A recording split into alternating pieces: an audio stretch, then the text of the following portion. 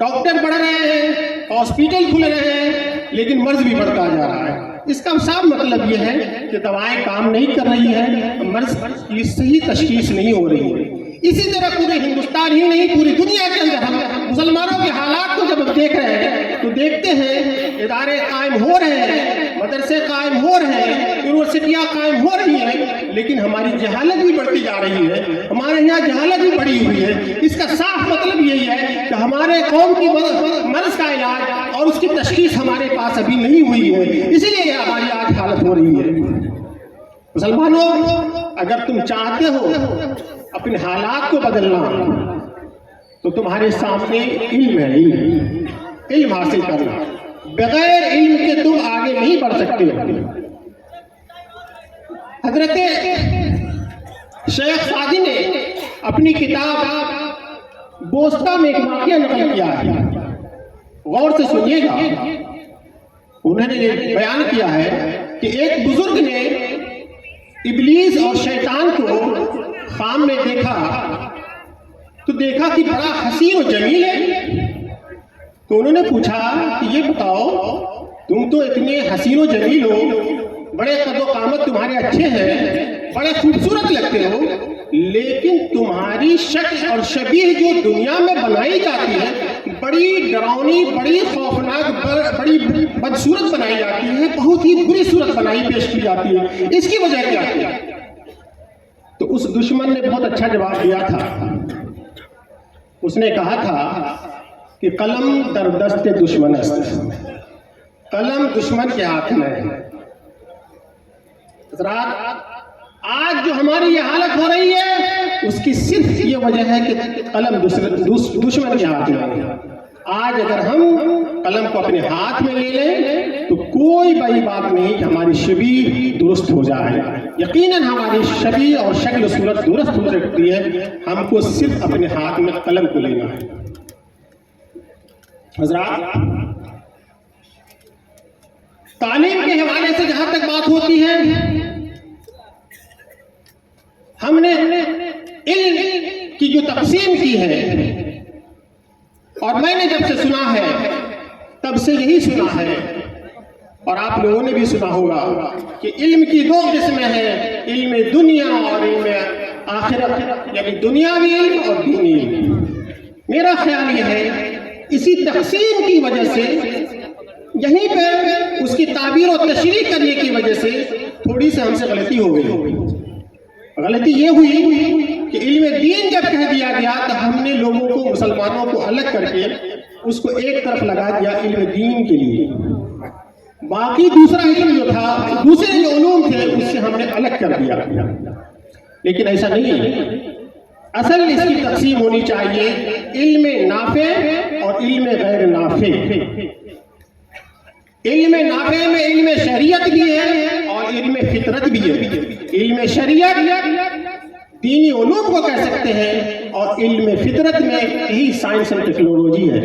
اس لیے رسول کریم صلی اللہ علیہ وسلم، حضرت ام سلمہ سے روایت ہے کہ رسول اللہ صلی اللہ علیہ وسلم پانچوں نماز کے بعد یہ دعا فرمایا کرتے تھے، اللہم انی اسألک رزقا طیبا، علما نافعا، وعملا متقبلا۔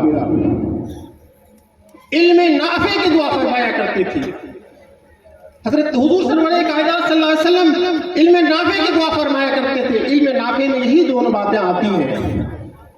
دوسری چیز، روز ہم دعا کرتے ہیں، ربنا آتنا فی الدنیا حسنۃ وفی الآخرۃ حسنۃ وقنا عذاب النار۔ اے اللہ، میری دنیا، میرا دین، دونوں، میری آخرت، دونوں کی بہتری فرما، مجھے دونوں کی بھلائی عطا فرما۔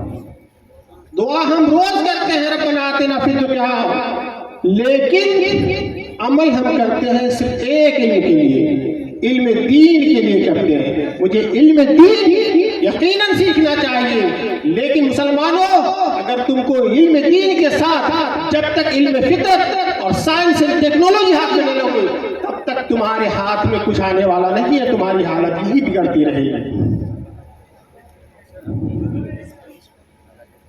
حضرات، لڑکیوں کے حوالے سے کہاں تک بات ہوتی ہے، ہم نے انہیں 4 دیواریوں میں بند کر دیا ہے، لیکن ایسا نہیں ہے۔ علم حاصل کرنے کے لیے جہاں تک طلب العلم فریضۃ علی کل مسلم کہا گیا ہے، تو یقیناً اس علم کے پیچھے وہ بھی علوم شامل ہے جس میں سائنس اور ٹیکنالوجی ہے۔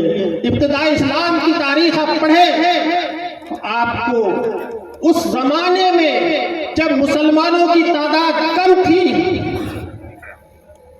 لٹریسی ریٹ کم تھا، شرح خواندگی کم تھی، اس وقت بھی مسلم عورتیں اس سوسائٹی کے لحاظ سے مختلف علوم و فنون میں مہارت رکھتی تھی، چاہے وہ علم حدیث ہو، علم تفسیر ہو، علم طب ہو، علم حساب ہو، علم میراث ہو، علم فن سپہ گیری ہو، ان تمام علوم میں مہارت حاصل کرتی تھی اور رکھتی تھی، اور انہوں نے ان علوم کو فروغ دینے کی کوششیں بھی کی ہیں۔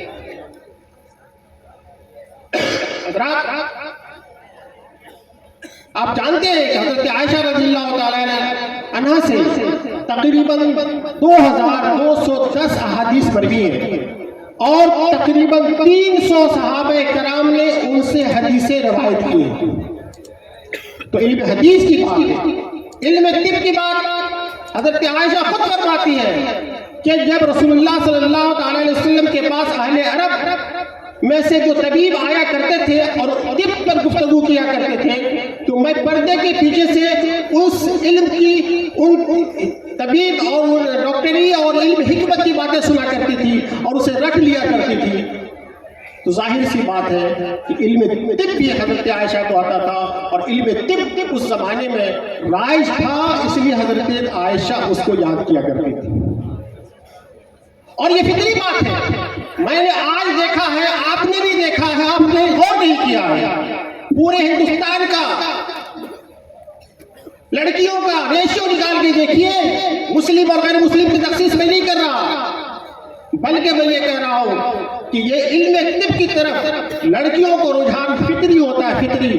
آج میڈیکل سائنس میں لڑکیاں زیادہ ہیں لڑکوں کی بھی نسبت، اس کا یہی مطلب ہے کہ علم فطرت، علم سائنس، اس میں علم طب میں لڑکیوں کی فطرت شامل ہوتی ہے۔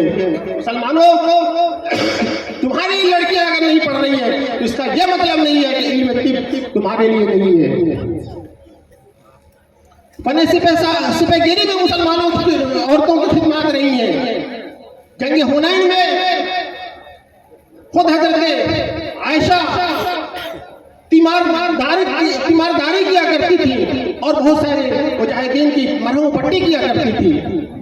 یہ کنسپٹ وہاں سے مل رہا ہے، ہم کو پیرامیڈیکل سائنس اور نرسنگ ٹریننگ اسکول کھولنا چاہیے تھا۔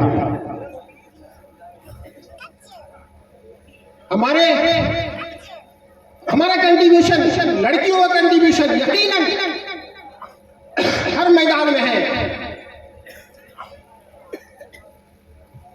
مسلمانوں، اسلام نے عورتوں کے حقوق کو جتنا ادا کیا ہے شاید کسی دھرم میں نہیں دیا ہے، اس لیے کہ عورتوں کو جو حقوق دیے گئے ہیں دوسرے مذاہب میں، دوسری تہذیبوں میں، وہ بہت ہی ذلیل اور حقارت کی نظر سے دیا ہے۔ ہندو دھرم کی بات کرتے ہیں، ہندو دھرم کے اندر عورتوں کو منحوس اور سب سے حقیر ذات سمجھا جاتا ہے۔ یہی وجہ ہے کہ شوہروں کے مرنے کے بعد اس کو زندہ اسی کی چتا پر سلا دیا جاتا تھا، جسے یہاں ستی کے رسم کہا جاتا ہے۔ یہ مسلمانوں کی دین ہے کہ مسلمانوں نے اس کو سب سے پہلے ستی سسٹم کو ختم کیا۔ سلطان اورنگزیب نے 1662 میں اس پہ پابندی لگائی، اس کے بعد راجہ رام موہن رائے نے 1812 میں اس کے خلاف تحریکیں چلائی، بالآخر 1988 میں حکومت ہند نے اس کے اوپر پابندی لگائی۔ چینی تہذیب میں عورتوں کو صرف افزائش نسل کے لیے استعمال کیا جاتا ہے، اس کے علاوہ اس کی کوئی حیثیت نہیں ہوتی ہے۔ رومی تہذیب کے اندر اس سے کوئی مشورہ نہیں لیا جاتا ہے، اس لیے کہ اس کو ناقص العقل سمجھا جاتا ہے۔ یہ اسلام ہے جس نے عورتوں کو برابری کا حق بھی دیا اور اس سے بلند مرتبہ ادا کیا ہے، اور عورتوں کی تینوں اسٹیجیں، تینوں حالتیں، بچپن، جوانی، بڑھاپا، ان تینوں اسٹیجز میں اسلام نے اس کی حفاظت کرنے اور اس کا احترام کرنے کا حکم دیا ہے کہ اسی تحریک کے خلاف اسلام نے اپنی تحریک چلائی، اور نبی کریم صلی اللہ علیہ وسلم نے فرمایا تھا کہ اگر کوئی شخص 1 2 3 لڑکیوں کی پرورش کر دیتا ہے اور اس کی شادی کر دیتا ہے تو یقیناً وہ جنت کا حقدار ہوگا۔ اگر عورت جوان ہوتی ہے اور شوہر کے گھر جاتی ہے، شوہر کو یہ حکم دیا جاتا ہے کہ اس کے ساتھ برابری کا سلوک کرو، وہ تمہارے لیے لباس ہے، تم اس کے لباس ہو۔ یہ عورت جب صاحب اولاد ہوتی ہے تو حکم دیا جاتا ہے کہ اس کی خدمت کرو، اس کو خوش رکھو، اس لیے کہ اس کی خدمت کرنے کے صلے میں تمہیں جنت نصیب ہوگی۔ یہ اسلام ہے جس نے عورتوں کو اتنا مقام دیا ہے۔ اسی کے ساتھ اسلام نے مسلمان عورتوں کو تجارت کرنے کا بھی حق دیا ہے۔ چنانچہ حضرت عائشہ خود تاجر تھی، اپنے نمائندوں کے ذریعہ تجارت کروایا کرتی تھی۔ حضرت عبداللہ بن مسعود کی زوجہ محترمہ مختلف صنعت و حرفت سے واقف تھی، اور حضرت عمر کے زمانے میں حضرت اسماء بن مکرمہ عطر کا کاروبار کیا کرتی تھی۔ آج بھی عورتیں، لڑکیاں اسلامی تعلیم کے ساتھ اگر آن لائن اپنی تجارت کریں، کیونکہ یہ شہر تجارت کا ہب ہے، تو اس تجارت میں وہ آن لائن تجارت کر کے تعلیم کے ساتھ تجارت کر سکتے ہیں۔ کس لیے آپ کو منع کیا ہے؟ اسلام نے روحانیت کا تصور عورتوں کو دیا ہے، روحانی اختیارات اسلام نے دیا ہے، اور تصوف کے فروغ میں عورتوں نے جتنا اہم رول ادا کیا ہے، میرا خیال ہے کہ یہ تصوف کو فروغ دینے میں صرف عورتوں کی وجہ سے اتنا بڑا تصوف کا فروغ ہوا ہے۔ آپ جانتے ہیں کہ عورتوں کی باتوں کا بہت چند اثر ہوتا ہے، اس لیے کہ ماں جتنی پاک ہوگی، طاہر ہوگی، وہ اتنا اثر بچے کے اوپر زیادہ ہوتا ہے۔